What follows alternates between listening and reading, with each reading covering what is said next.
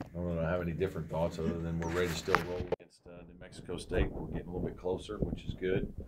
Um, Certainly have gotten to watch a lot of film with them here the last 2 days. Very impressed with their ability to guard. Very athletic team that really comes after you in transition. They rebound and fire out of it. Just kids play extremely hard. Very well set up, organized, run some good things. Old John Crest stuff in the set play package. Change some defenses every once in a while. But I think the thing that sticks out the most is that they're used to winning. Their guys are used to winning. They won last year, won 28 this year. You can see when you watch them play that they're a very confident group, and they've knocked off a bunch of high majors already, so they have reason to believe they're good, and they're certainly capable of making a run just like we are. Questions? I'm sorry. Go ahead. How's a guy who's 6'5" for them average 13 rebounds? Unbelievable, just nose for the ball. Some you don't coach. It's just some certain guys have it.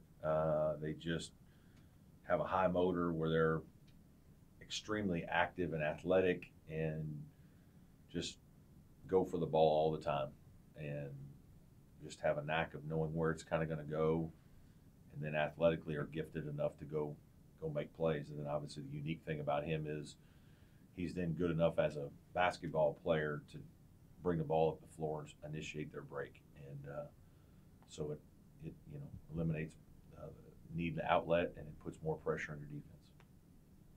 Do you buy into the theory, traditionally in NCAA tournament scenarios, teams that have good guards and get stable or not, if not outstanding play out of them, can do well in a tournament setting? Yeah, I do think. I think that's by and large a lot of basketball, and I think it's winning close games. I think the ball's in those guys' hands a lot, and so, a lot of us is going to be dependent upon how well Marquise Reed, Gabe DeVoe, and Shelton Mitchell play. When those guys play well, we're very difficult to beat. But the same would be said for, their team, Harris, Lofton. Jones isn't really I guess he's a four-man who plays like a three-man, so I put the ball in his hands as much as there is. I mean, I think that's the nature of basketball, I think. Those guys are the decision makers. A lot of times they're the shot maker. Certainly good big guys are significant, have impacts in games. And I think you'll see teams that, the big guys will be around as you get later into certain tournament games. But that's one of the reasons why we have so many upsets. There are more really good guards. There are more guys that can make threes, make plays, balls in their hands. That's why mid-major teams can be successful in these tournaments, is everybody has a couple guards that are really good players and can play at any level and, make big shots. Coach, they had that early season neutral court win over Miami. How much is having that common opponent help in your scouting and your evaluation? A little bit, just in that we know how Miami plays. It certainly grabs your attention because we know how good Miami is. And that day they were better. They're just, again, that's it. When you've watched as much film as we have of New Mexico State, it's not a surprise because they have players. They have a lot of good players. They have 8 or 9 guys that can play. They play fast. They play hard. They're well organized. They got scoring. They've got enough size to bother people. And then their speed and athleticism. And, again, I just think their experience and their will to win because of their experiences and their confidence is really high. From a defensive standpoint, anybody that you could compare them to that you played? Boy, it's a great question.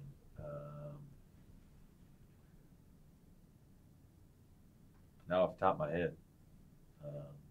Not off the top of my head do they remind me of anybody. No, not really. I think they're just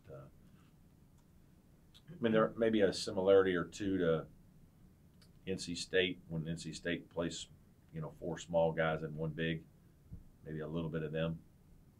be about as good as I can think of right now. It'll be a late game for you Yep. guys. Is Yep. it good to get out there that early Yeah, I and think- kind of get acclimated? Yeah, I think, some teams are going out today. We're going out tomorrow. I think it's fine. I really don't think, don't think the lateness of the game will have any factor in the game. I think our guys will just be excited to play. Everybody over here just got to stay up. There's Take a it certain coach on this campus who likes to use the everybody against us card at times. People are saying New Mexico State could be Yeah. one of the shockers. Can you use that at all? Yeah, some. I think media overblows all that. It's great that you tell your players that, but after one hit in football or one trip down the floor in basketball, the players don't remember any of those things anymore. None of that matters.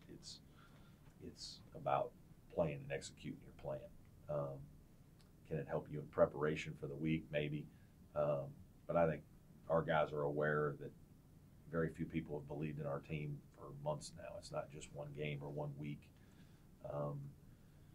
We talked about it a little bit way back when, but for us, it's more about us believing in ourselves, and it's us believing in what we do and who we are. And we've had to do that twice. Had to do it at the beginning of the season, then we had to do it after Dante Grantham's injury.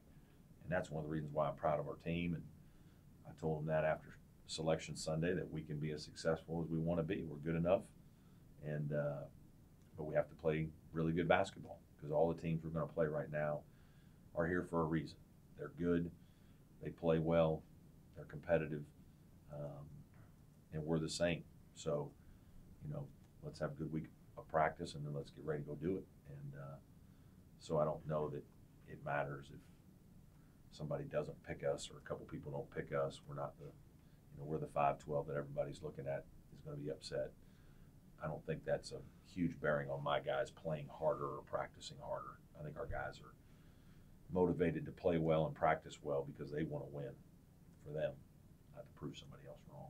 Their guard, Lofton, was 2 for 9 from 3 in the championship game, but for their tournament, he was about 50%. How important is it going to be to guard him on Talented the perimeter? guy, yeah, extremely talented player. Really good, super athlete, gets shots off quickly, makes deep threes, gets to the rim, ISOs. Yeah, he's a terrific player. Marquise talked a lot about how the culture of this program has changed since he's been here. What a win or two in the NCAA tournament do to help this culture? I don't think it changes our culture at all. Maybe from the outside, again, it continues to build credibility with our team, with our program more than the inside. The inside of our culture has been good here lately and has been great this year. We just have everybody on the same page all the time for all the right reasons. All the pieces to the puzzle fit, which isn't easy to do all the time. But I think in terms of, what it would look like from the outside would be good. I mean, it would be really good for us to win a couple games and continue to build our brand and continue to bring eyes of recruits and others to our program. Over the past couple seasons, you've had more transfers on roster than at any other point since you've been at Clemson. Is that by design or just a coincidence? Some of it's just how it's happened. We certainly, a couple years ago, thought we needed to do some things to get older, and we're going to take a couple transfers. We ended up taking 3, and it really wasn't. I don't think we planned on taking 3. It's some of it's just kind of fallen into our lap in terms of, you have a scholarship available late, and there's guys out there, and there's a lot of good guys out there, and so if you have a tie with one, you utilize it, and if you didn't get him the first time recruiting him, you might get him the second time. Sometimes it's just you find a guy who's a niche guy. Like David Scarr to me was a niche guy. He was a guy that I knew wasn't going to come here and be an all-conference type player, but I thought his athleticism, what he was about, and from talking to people that I knew that knew him, that he would fit Clemson basketball and me. And, he was a guy that I talked about we needed last year. And so you take a guy like that, and then he spends a year here in your program, and not only does he improve, but he understands what you're trying to do. And I think you then have a guy who's a very good player because of why he's playing. His why is really strong. And I think we've had that with a couple transfers. Brett, how does this team differ from other tournament teams you've had? How's it different? I don't know. It's our first year's team was similar. We have more pieces this year in terms of more overall bodies, but the pieces to that team fit extremely well, just like this team. Everybody's kind of role just kind of developed and evolved. Obviously, what was rewarding about that was it was a group of guys that I didn't know, and so for us to come together was a real challenge, and to figure out a way as a coach to create that with kids who really don't have much buy-in for you. I mean, there wasn't one kid. I don't think if you would have gone back and asked any of those guys, when Oliver left, that they were getting the head coach at Wright State. First of all, none of them would have known my name, and it wasn't like they were super excited that I was the guy. Now, it didn't take long because I think I earned credibility and trust with them by doing some things. And I think they saw that right on the floor right away with how we started coaching them. So to build a kind of relationship with a group like that when you haven't recruited them is pretty cool, really neat. Kind of similar this way because of the turnover we had. To watch the new infusion of our young people and this kind of breathe some energy into this program. But really then what's been unbelievably rewarding is to watch two guys, Gabe and Dante, who have really kind of been through the wars of the program. They're both scarred. We're the guys that lived 20 months with no Little John.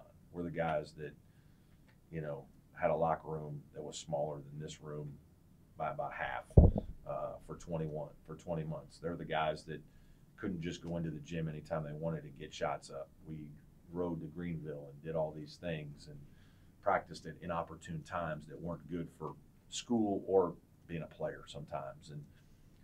And to watch those guys kind of weather all of that and then be rewarded with a great building these last 2 years and then kind of take on leadership roles and watch them be successful, that's what makes this year really special for me, is watching those two guys who've earned it and waited their turn patiently and then represent us so well. Two unbelievable guys. That's something I'll take from this season for a long time. We've got time for one more. Coach, the College of Charleston is a team that may play out Yep. there. But what kind of sense of pride does it give you to see Coach Grant be able to? Really does a lot. He certainly obviously is his own man and does things his way, and I'm sure he's taken a couple things we've done and some things he learned from Greg Marshall and then his own ideas and put them all together. But yeah, we still talk regularly.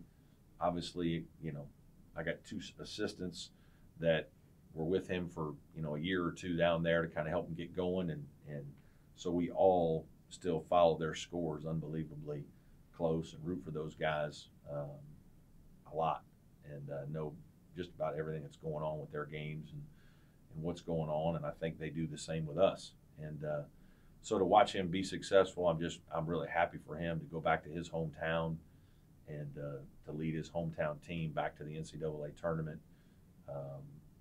It's got to be so good for him, and because he did it in a way when he took over that was in a difficult spot, just really happy for him and proud of him, and we're looking forward to seeing each other out there.